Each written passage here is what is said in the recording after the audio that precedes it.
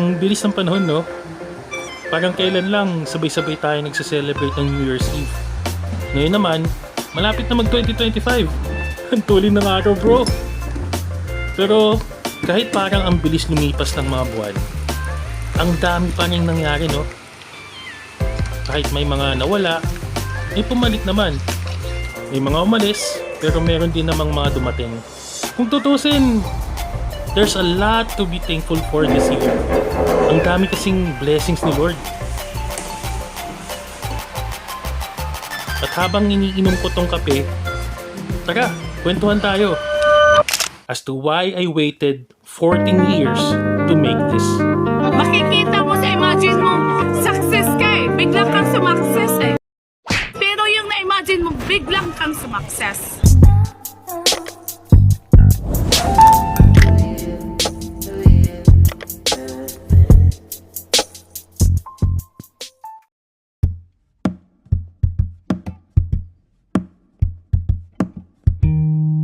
Nursing graduate ako sa Our Lady of Fatima University, Quezon City Campus, batch 2010. At nakapasa naman ako ng nurse licensure exam this May 2024.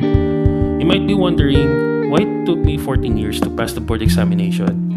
Well, to fully understand this, I'd like to go back a little and share to you how I started my nursing journey. I also want to share this kasi baka sakali na may mga ma-inspire na kagaya kong matagal ng graduate at gusto na mag-take ulit ng NLE. Pero na-feel nila na parang suntok sa buwan na makapasa ulit or maka-bingwit ng license sa board exam. After ko graduate noong 2010 ay sunod-sunod na failed attempts ang naranasan ko sa mga pagkuha ko ng nurse licensure exam. Hindi lang isa, hindi lang dalawa o tatlo. Hindi lang 4 o 5 kundi 6 na beses akong na-failed attempt. Sa unang attempt ko noong December 2010, aminado ako na naging masyado akong believe sa sarili ko kasi naipasa ko naman yung compre, backboards 1 and 2 pero nagkamali ako. NLE is a different battleground pala talaga. It was vicious. Kaya ka nitong wasakin kapag hindi ka nagplano ng tama sa takay mo sa board exam. And I learned it the hard way. After ng unang take ko, dito nag-umpisa ang love-hate relationship ko sa board examination. Para akong yung nasa isang cycle na malungkot ako, mabubuhayan ng loob, mag-aaral, mag-retake, at babaksak cycle. Nasundan pa nga yun ng ilang retakes eh. Hindi ko alam kung saan ako nagkukulang. Kung bakit laging, uy, konti na lang, papasa na. Nag-review naman ako, nag-aaral naman ako. Minsan, naisip ko, para sa akin ba talaga itong nursing? Bakit ba parang nagkamali ako ng pagpili ng kurso? I was asking God if this was really His will. Hanggang sa napagod na lang ako sa pagiging porsigido. Tapos mag-feel lang rin naman uli. Those were the darkest days of my life. Ito na ako nagpasyang mag-settle na sa pag-work sa BPO at isarado ang libro ng pagiging isang nurse. Kahit papaano ay naging masaya naman ako sa naging desisyon ko at that time. And it was truly a blessing. Marami akong nakilalang mga kaibigan, marami rin akong experience na nakuha ko doon. Pero sa 10 years ko sa BPO, laging sumasagi sa isip ko ang pagiging isang nurse. Para sa akin kasi isa yung unfinished business. All those years, I still dream of being a registered nurse. Hanggang sa yung bunsong kapatid ko naging PHRN na at eventually naging USRN. Sa mga oras na yun ay nakakaranas na ako ng work fatigue. Napapagod na rin ako magtrabaho sa BPO. But please don't get me wrong, thankful ako sa BPO industry for giving me a lot of opportunities. Pero there's just something missing in my life na hindi ko mahanap doon.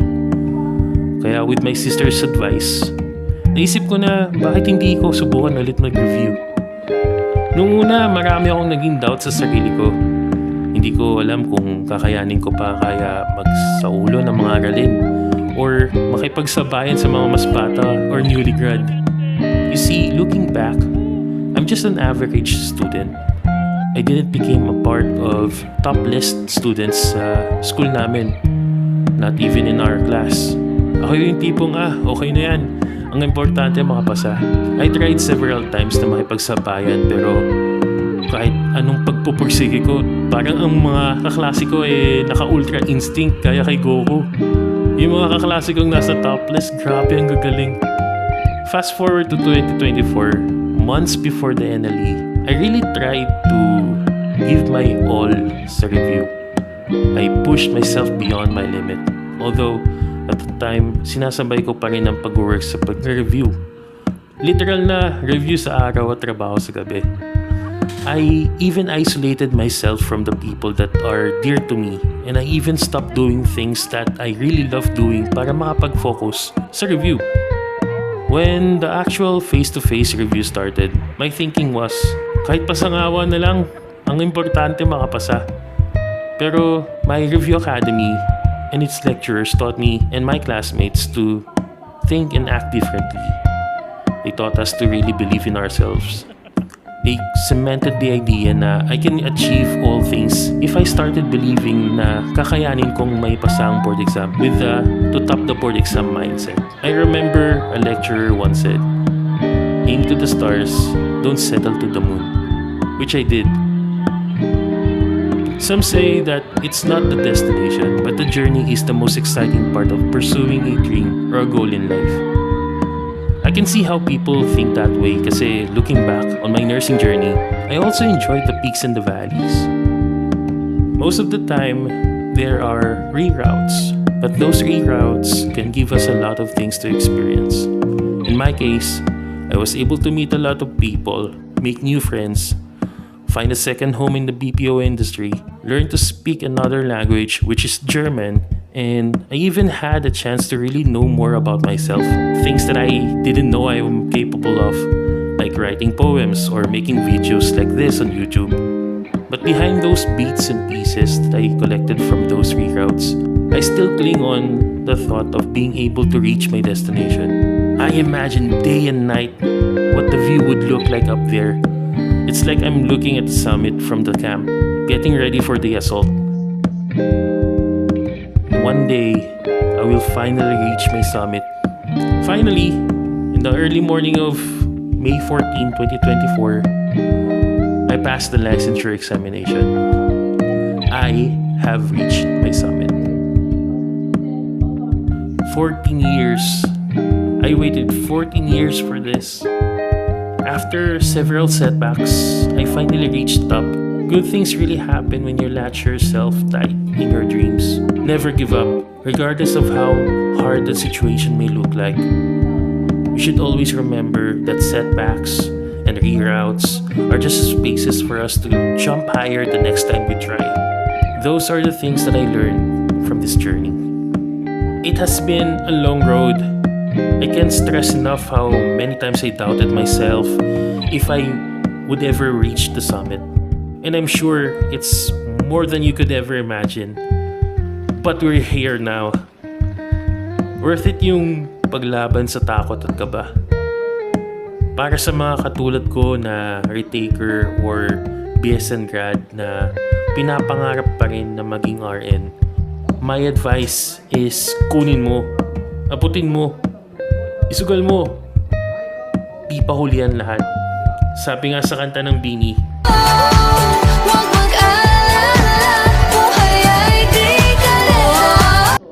trust the process and believe in Him. Walang tatalo sa pusong porsigido.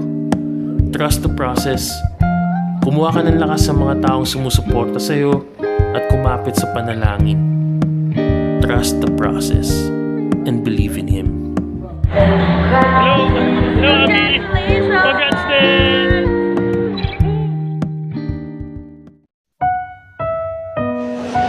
Class of 2010. Do solemnly swear as my bounden duty to abide by the Constitution and bylaws of the Society. A legally authorized nurse practitioner. So help me God. Congratulations, ladies and gentlemen. Welcome to the